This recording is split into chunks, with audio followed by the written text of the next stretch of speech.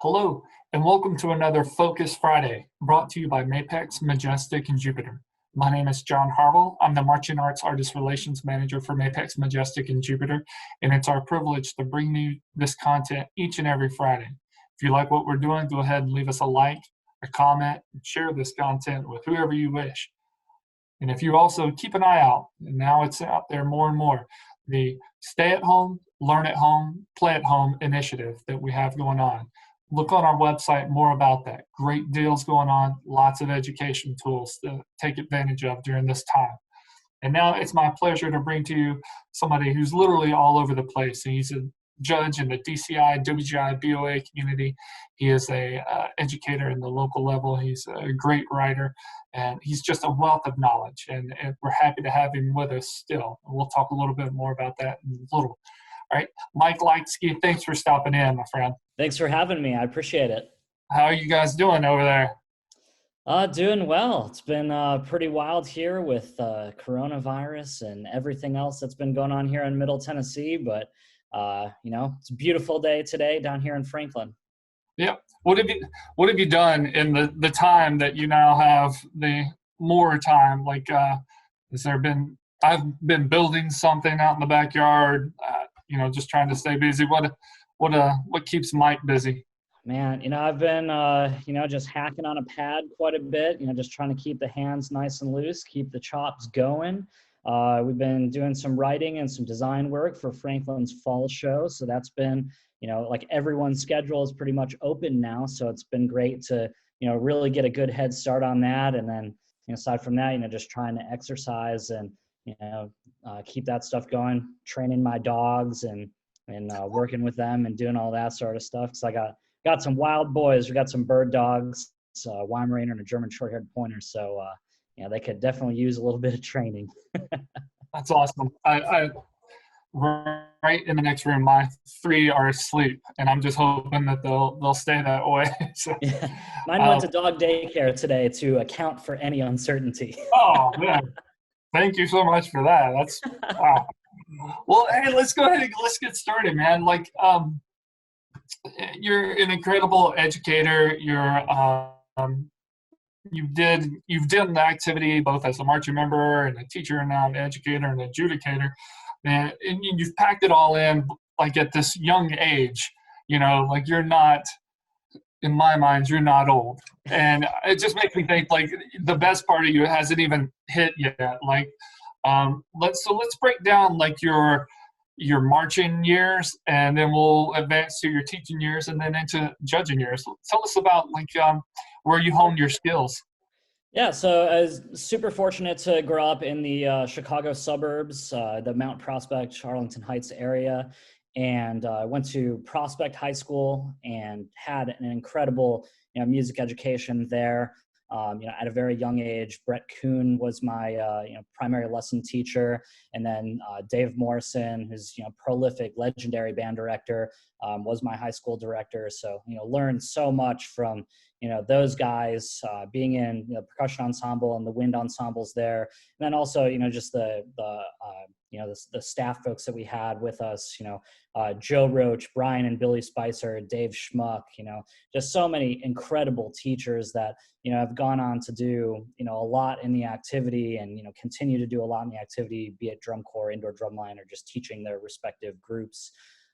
Super fortunate to just grow up in that area and have that experience.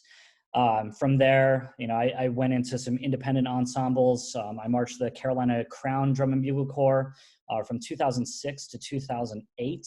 I was in the front ensemble all 3 years there, and that was another great experience, like very different experience from what I had from an educational standpoint growing up, but really good to kind of see a different perspective of things and be a part of that group as really at that point, certainly wasn't the championship caliber that they are currently, but, it's kind of the start of that trajectory. So, really fun to be a part of that. Had some great instructors there as well. Brian Tinkle and Seth Adams were my first year. Chris Rapacki was a front ensemble teacher also. Then the last 2 years, the regime changed to Lee Bettis being the percussion caption head. And, Lee certainly is, a legend in and of himself. But then Andrew Markworth came in and was writing the front ensemble book. Ian Hale, Steve Ballard, and a couple of others were teaching the front ensemble, and just, a little bit different than what I had grown up with, but a great educational experience from those guys. Then the connection with Andrew, being at Crown, to then joining Rhythm X for the 2008 year, which was a really special year to be a part of. It's the only year I was ever a member of an indoor drum line, so it was really cool that that group came together. And I mean, so many just excellent players were part of that ensemble that now are teaching groups and designing for groups all around the country. And that was definitely a different experience from anything I had been a part of before either. Yeah, I mean, it was really, really great. And that's kind of where my performance career came to an end. I would have had a couple more years of WGI left, but I got approached to write for an independent open group at the time called Palmetto Percussion. And it was their second year of existence. And I came in and wrote the front ensemble book and did the sound design for them. It's a little unfair to even call it sound design by today's standards. I was telling a couple people about this just the other day. Now we use DTX multi-12s and samplers and all of that stuff. Main stage. We didn't have any of that back then. We were triggering samples that had to be in time off of an iPod, not iPad, those didn't exist yet either, an iPod that had a spinning hard drive. So we had to work with the performer to figure out how far in advance she needed to press the play button, like the click wheel, to get over the specific file, then press play, a dotted eighth note ahead of where it's supposed to go, so the hard drive could spin, and then it would hopefully be in time. So little kind of a roll of the dice with the technology back then. Roll of the dice would be a little bit more secure than what I felt about it. It was definitely scary every single time, and sometimes it worked out great, and other times not so much. But we got a little bit better with that as my time with Palmetto went on, and we were fortunate to win Independent Open my second year writing for the group, and then my third and final year, we moved into Independent World, and we made world-class finals, which was really, really awesome because we had a lot of members in the group had been there for all of those 3 years and had been there and kind of experienced what I did at Crown in terms of the trajectory of the group and coming into its own. And it was really cool to be able to see them figuring out the activity 3 years prior to now they're on the floor for retreat for WGI finals night in 2011. So it was really cool to do that. That's a very cool of how I love to watch a group grow. You can take your eyes at a group and this one year maybe they're not there yet, but if they have the right people in place and then they have the right drive behind them, there's no telling what they can do. And obviously they're one of those stories. So you're marching Crown and you're marching Rhythm X, and then you start to get into writing. Tell me about what some of those experiences from what works its way into your writing the most, this hodgepodge of, because you talk about the couple of regime changes at Crown, and then Rhythm X is certainly its own beast. How does all that come and get filtered through and then come out in the writing that you write for different ensembles? Yeah, so I mean, a lot of the writing that I do these days, which honestly is not a ton, a lot of what I do is honestly what I've learned from Brett the most. He's been a mentor for me really my whole entire life, and he's someone that when I first got the gig for Palmetto, I would write a movement of music and I would send it to him and I'd be like, all right, tear it apart. Tell me how I can make this better.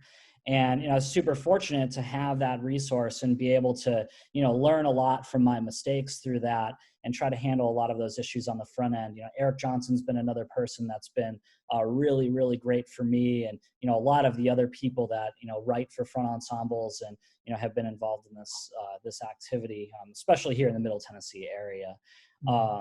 So it was great to be able to lean on them, but then, a lot of that has really just been like trial and error, figuring it out, and, learning that, what something sounds like on Sibelius or in your, your notation software is not always going to sound like that on the field. And, you might think that this battery moment works really, really great. It's a supportive musical phrase, but then you hear it just in the context of like where they're staged on the field, it just doesn't work. So, for me now, I just really want to be malleable and adaptable. I want to, look at a musical phrase and be like, what's the most important thing here? And make sure that the components that I'm in control of are supportive of that. And, in each of these shows, there's always going to be a moment for, the percussion to come out and really take the lead. And that's important, but also really important for, writers and arrangers to know when they're not the most important voice, when the battery is going to be probably back behind the back hash, laying down just a little bit of a groove. The woodwinds have some rhythmic material to grab onto so they can stay together. You don't need to write triplet rolls at 200 beats a minute for that. It's great, to be aggressive and want your students to really be the best that they can be, but you want, my approach at least is to really make sure that I'm setting up the music ensemble as a whole for success. Right. Yeah, that's a tough thing to weigh so many different things of, you have a drum line that is smoking, but they don't need to take the limelight the whole time. Maybe that can go in the winter. It's different in the fall. You have to, tip of the hat to you and all how well you balance all that. So before we get into kind of your judging days that are here, where do you call home right now, your group that you're teaching? Franklin High School. So it's a suburb just south of Nashville, Tennessee. Yeah, I've been here for this. This is going into my second year with Franklin. Prior to that, I taught with Mount Juliet High School for a number of years, and just made that transition for the previous fall. Mm-hmm. Yeah, both those groups are here and growing up here in this area. Certainly know Mount Juliet because that's where I went. Yep. And Franklin's always been just like a incredible, consistent program that even in the last couple of years are even taking it up extra notches, man. So congratulations on all the success that you guys are having out there in Williamson County, and you've taken that to the BOA level, and it's, man. Yeah, I appreciate that. It's a testament to, what Tony, Sherry, and Weston have done at Mount Juliet to make that program great, and certainly Jason Palmer as well. But same thing at Franklin, with David Adelit and now Jacob Campos being the head director and Brianna being the assistant. Both of those organizations are set up so well for success, and it's just great to really be a part of the team there. Right. Yeah. Plenty to learn. So before we go even deeper into judging, I want to look at something. So now that you are judging, and do I have this right? You judge in DCI, WGI, and BOA? That's correct. All three. So you got your hand in it all. and so there's we have conferences, we have seminars, we have get-togethers and conventions and whatnot. What's it like being a judge, talking with designers, and how does that circle of life, evolve one and another? Just as you talk, from a judge's aspect, and then here's the designers talking. How does that help? How does that affect you when you're designing a show? Yeah, what's great is, I get to see so many performances throughout the year that, you're exposed to a lot of different music that maybe you wouldn't otherwise hear, or, just a lot of different approaches to, how different groups take on these activities, whether it be indoor or outdoor. And, it's just so great to get to talk and critique, specifically for WGI and for DCI. We don't really do critique, is a little different from BOA. But it's just great to talk to them and like hear from their philosophical standpoints why they do what they're doing. So it's a very educational aspect for me personally, to just learn, when Tom Hannum does something for Carolina Crown, why he wrote this portion of the show this way, because they're going to come into critique and tell you. And I always lead critique with, this is just my read. This is my cross section of 15 minutes maximum with your group. I gave you my impressions on the recording.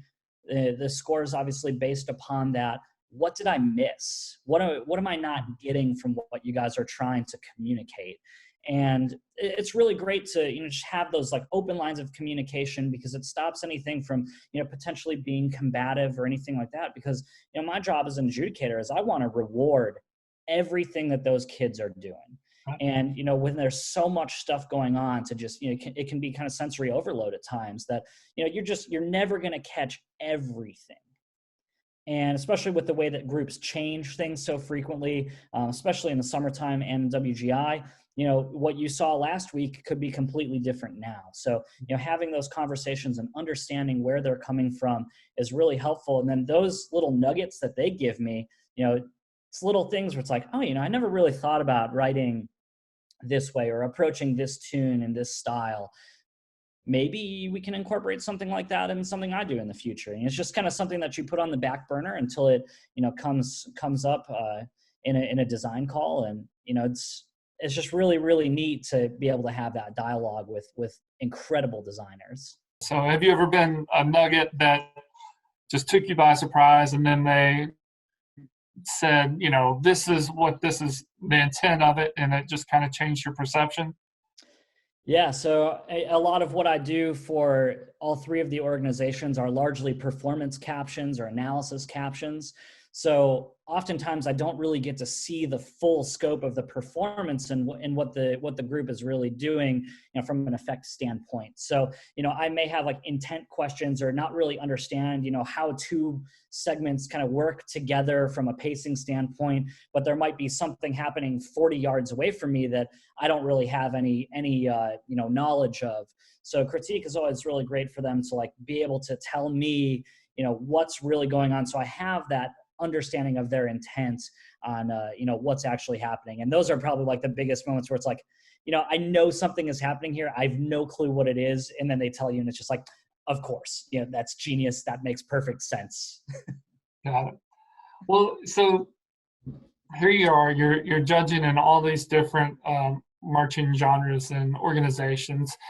You have the best seats in the house, right? You're right up there, and I envy your position of getting the view. I don't envy having to put the numbers down.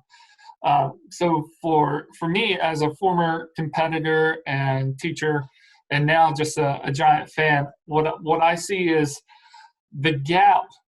There used to be a very definite, like, these guys are, they're the top of the line, and then there was a very distinct, step down per se. And now, WGI was just this past weekend, and on a finals night, something like that, in all the classes, that is from top to bottom, they're all just solid shows. So what are you looking for, and how do you do the deed?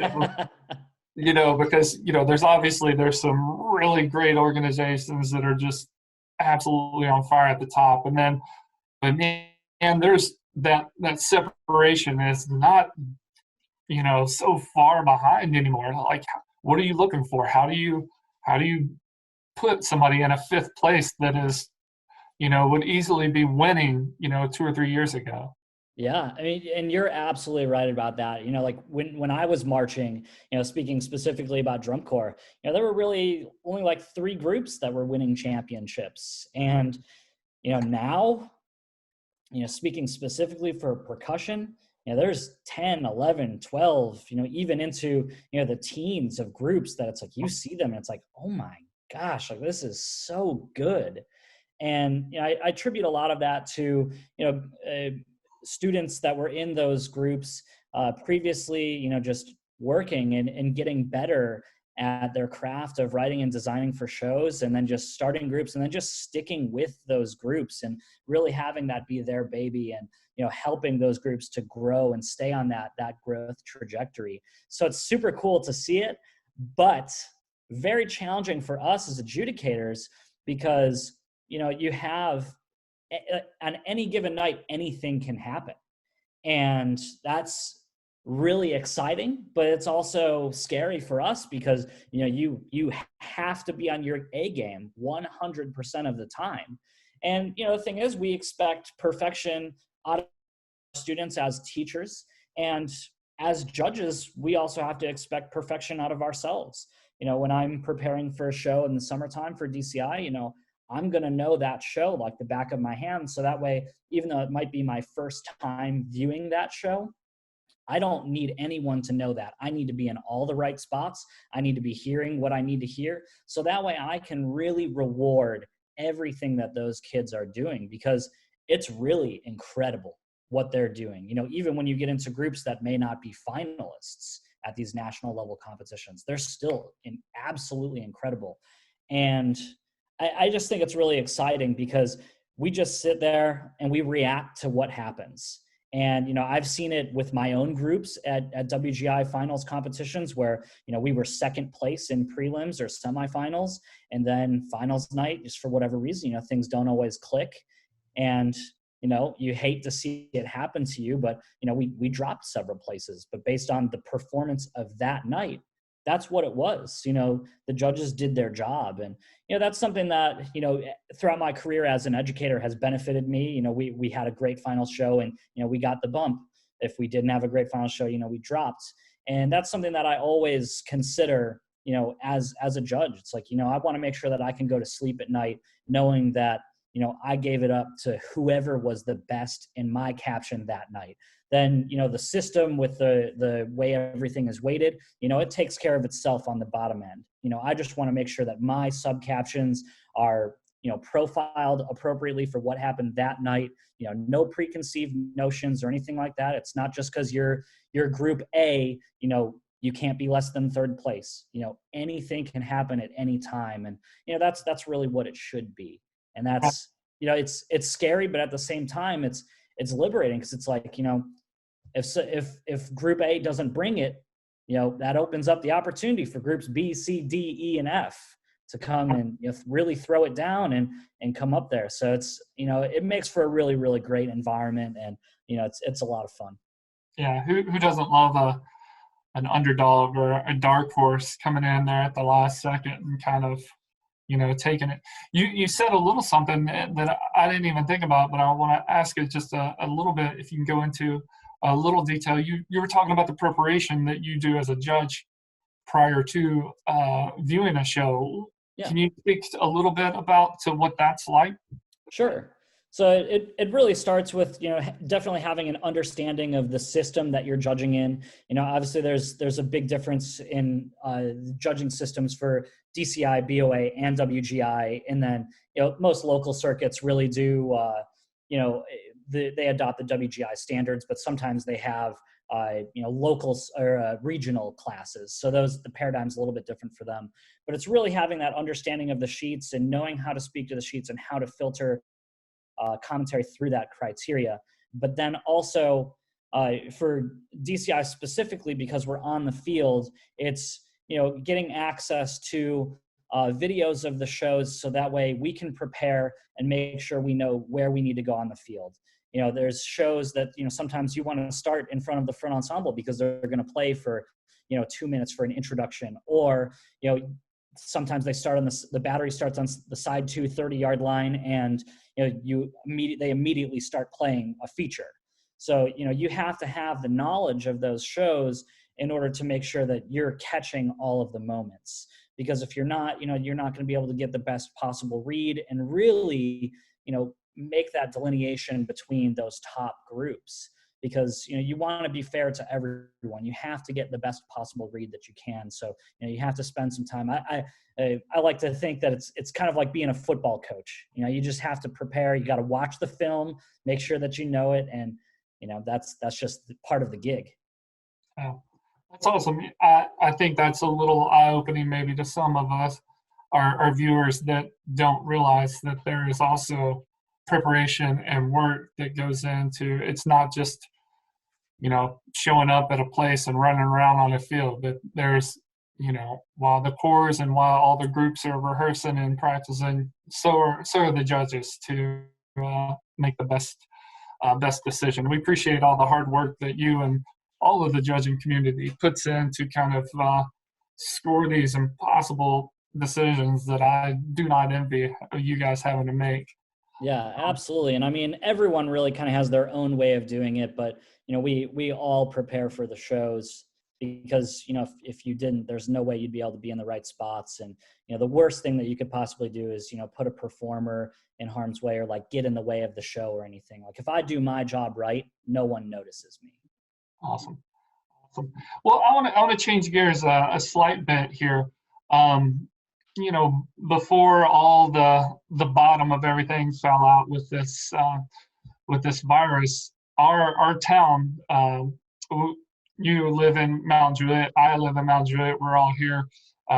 Many of the folks at Mapex and Majestic and Jupiter all live in Mount Juliet. It's where our central office is located. March 2nd, we had a little bit of a weather devastation with the tornado that came through, and man, I'm just so thankful that we're sitting here, a month, almost 2 months later, talking. But that night was pretty terrible for the Leitzke family. Am I right? Yeah, we've definitely had better days, that's for sure. I'm so happy that you're smiling, and there's certainly nothing to laugh at, but I mean, that you're here, and we're just thankful for that. Can you tell us a little bit about that night there?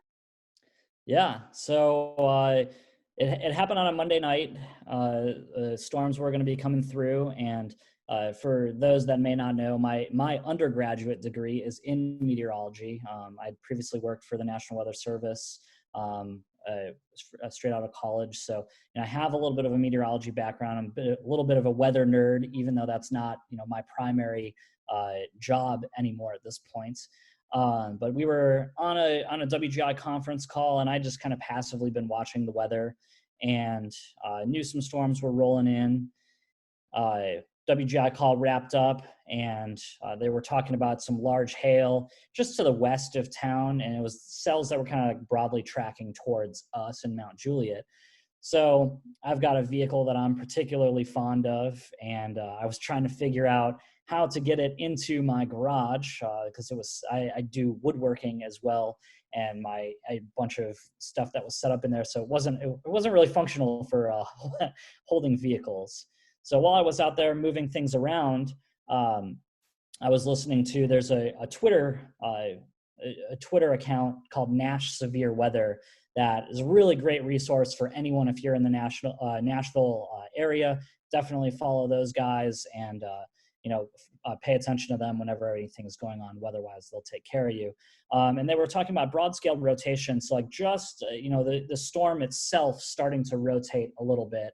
And as soon as they started talking about that, I knew the conditions were kind of ripe for the possible formation of tornadoes. Definitely didn't think anything was going to happen that did. But basically at that point, immediately stopped what I was doing and went and pulled up. I use a program called GR Level 3 and Radar Scope to like watch the weather and all that stuff. Super nerdy stuff that no one probably cares about or really needs, but that's just what I use. And started to see the rotation tighten up quite a bit as it was getting like to the north of Nashville area, like Germantown, East Nashville, for those that know Nashville geography, and just really didn't like what I saw. I had a bad gut feeling about it that it was going to track towards Mount Juliet. So my wife and dogs were already asleep. So I stopped what I was doing, went and woke them up, and we got into the car and called my next door neighbor and let him know what was going on. And I remember it distinctly, just saying, "Hey, it's coming this way. I think it's going to go to the north of us. I don't think it's going to hit us, but just be aware." So they got to their safe space, which was great. We went east on I-40 to Highway 109 and went as far south as we possibly could, as quickly as we possibly could. Definitely going the speed limit. Was not speeding 1 mile per hour. Safety first, No, no judgment here, man. No judgment. But we actually didn't see a drop of precipitation the whole way while we were driving, which was super weird, knowing what was likely happening. So I'm driving. My wife was kind of trying to interpret the radar and what she was seeing on there to me while we're going the speed limit down a 2-lane road. And we got a call, like we stopped, everything had passed us. We knew that a tornado had gone through, but we didn't really know what the devastation was like. And we got a call from the neighbor that I'd given the heads up. And he was like, hey, are you guys driving? And I said, yeah. He's like, you need to pull over. So we pulled over and I was like, what's up? What's going on? He's like, your whole house is gone. Like it's not there anymore. And, I could tell, he was kind of in shock as well. So in the back of my mind, I was like, okay, like he's saying that, but I don't really know what this looks like. They couldn't send pictures because everything was so dark. And then we started to make our way back. Well, we got stuck on 40 heading back to the house because some power lines, right actually by where the KHS facilities are, right on 220 or 229, I think, they had gone across the road. So we ended up having to spend about 7 hours in the car. 2 adults and 2 very large dogs. So that was in a pretty small SUV. So that was an interesting experience. And, we ended up getting back to the house, about 8 hours later. And it was pretty unbelievable to see the devastation that had happened. The whole thing was flattened. The entire neighborhood, suffered so much damage. But fortunately, no one was hurt. No one died, at least in our immediate area. So, we're just so unbelievably lucky with regard to that. Well, man, we're just happy you're with us still. And yeah, it was an incredible night for all the wrong reasons. You certainly don't fathom that. And it's been a number of years. I do recall leaving to go to WGI in 1998. And one hit that morning as we were heading out. So it doesn't hit us downtown often. Too, didn't it? Yeah, it doesn't hit us often, but man, when it does, it certainly, and we pay the price. And we're just happy that you and your wife and the pups are still with us. Yeah, it came very close to our office, just a couple buildings away, are destroyed. So yeah, just unbelievable. Yeah, tell us a little bit about the percussion community after that. It was something that was super touching to all of us. Yeah, man. I just couldn't believe like the outpouring of support from like everyone, whether it be people that I interact with frequently, or people that maybe I had judged their group one time 5 years ago. Like so many people reached out to offer support in any way that they could.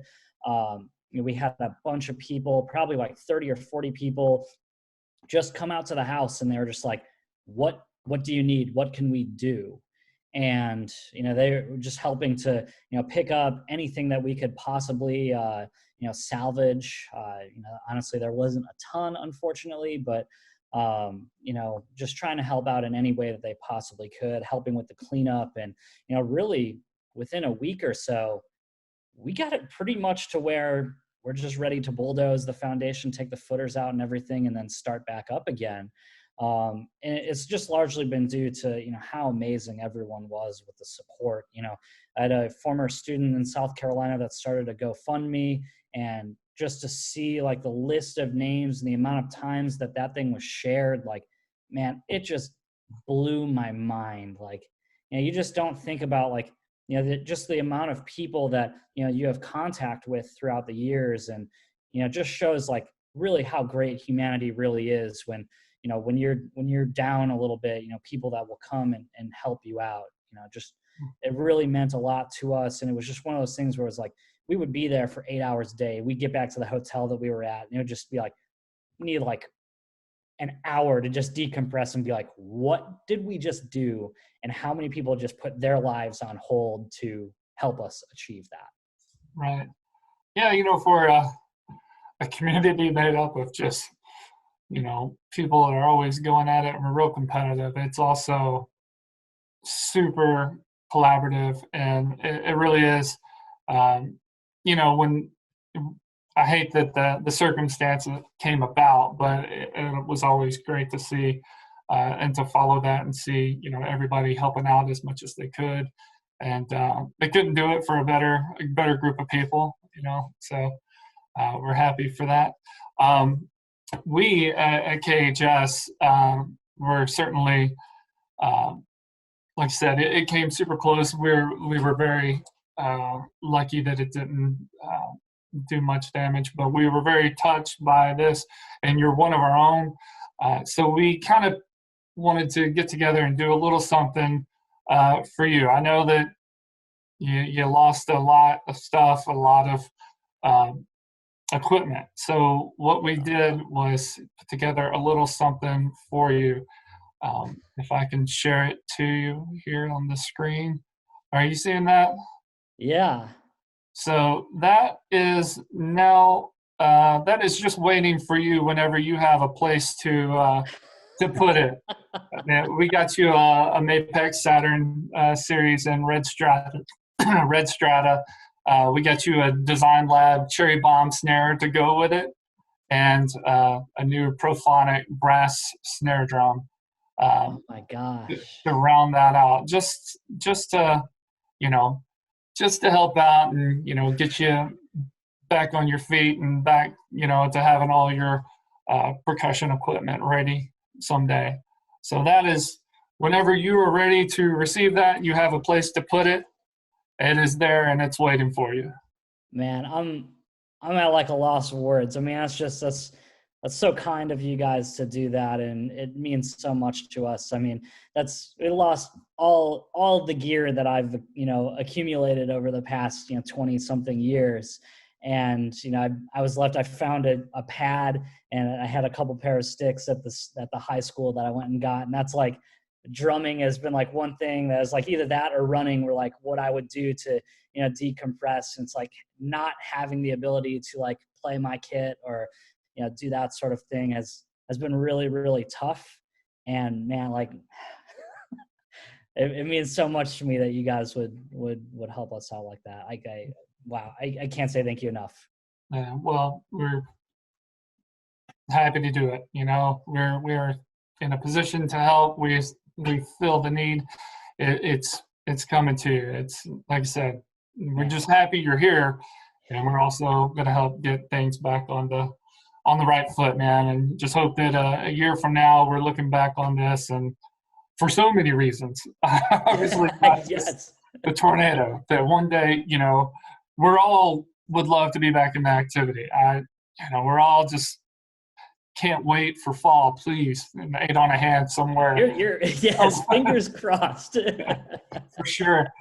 All right. Well, I tell you what, I always like to end these with kind of a fun little tie-up. And so I got to thinking about it, and just, you don't ever get to ask this of a judge.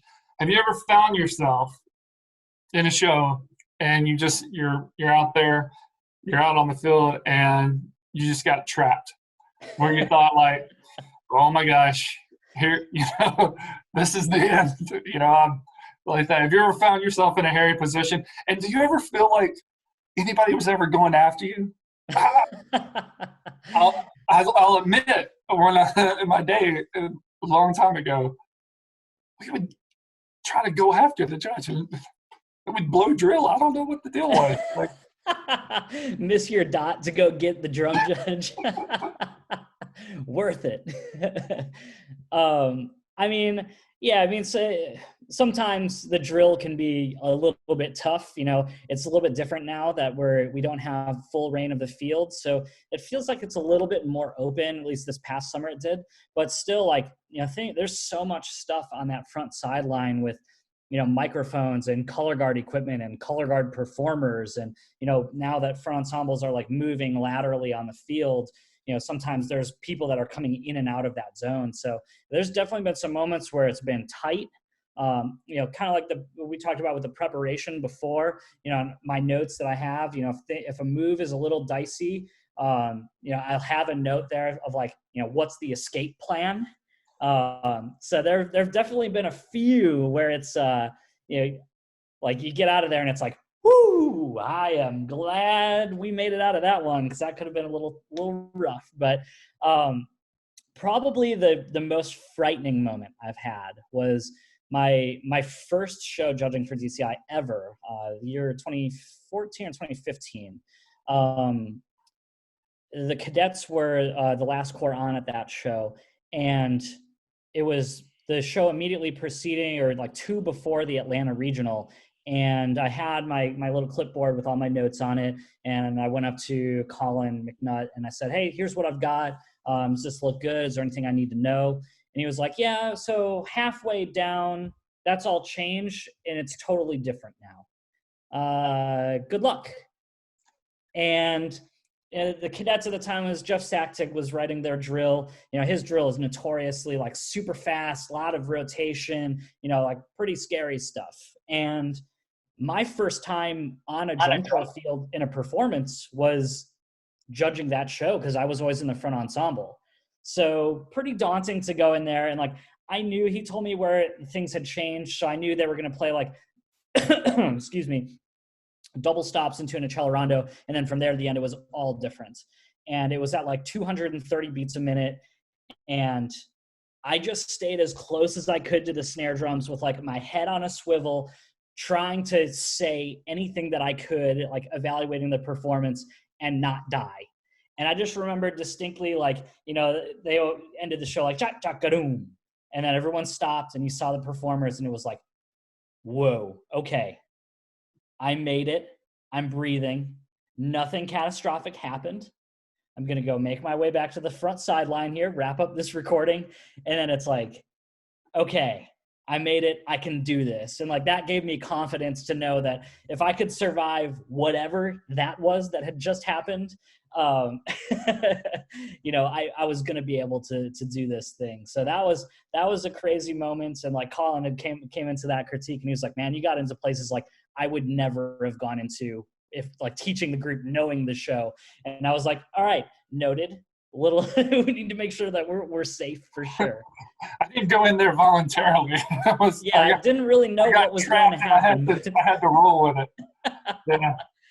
But yeah, it was crazy. Well, I'm glad that no tornado can take you down. No snare line can trap you and run you over. You're just to be clear, that is not a challenge to tornadoes or snare lines to try to, or tenor lines or bass lines or lines of any kind to try to take me out. Everybody stop going after the green shirt, man. They're on your side. It certainly doesn't get you any bonus points, man. Well, like I said, I look forward to the day when we're all back together and we can utilize, your thoughts and your adjudication, and then you can place us all in different orders, and just really appreciate the fact that you're still here and you're with us, and for taking the time here on Friday. Really, thank you so much, Mike, for stopping in and giving us all this the inside look at everything behind the scenes. Yeah, thanks so much, John. I mean, it means so much to myself and to my family for the support that KHS is given us. It's great to be a part of the KHS fam, and means a lot to us. And the ensembles that I've worked with over the years, for the support that you guys have given us, and the trust that you have to represent you guys to the best of our abilities. So it means a lot. You represent us so well, man. So happy to have you on board, and look forward to, like I said, I don't think your best years are still yet to come as you get even better. Right? And thank you, everybody, for joining us on another Focus Friday. We really appreciate you stopping by each and every Friday. Stay safe out there, and it's time to go and practice.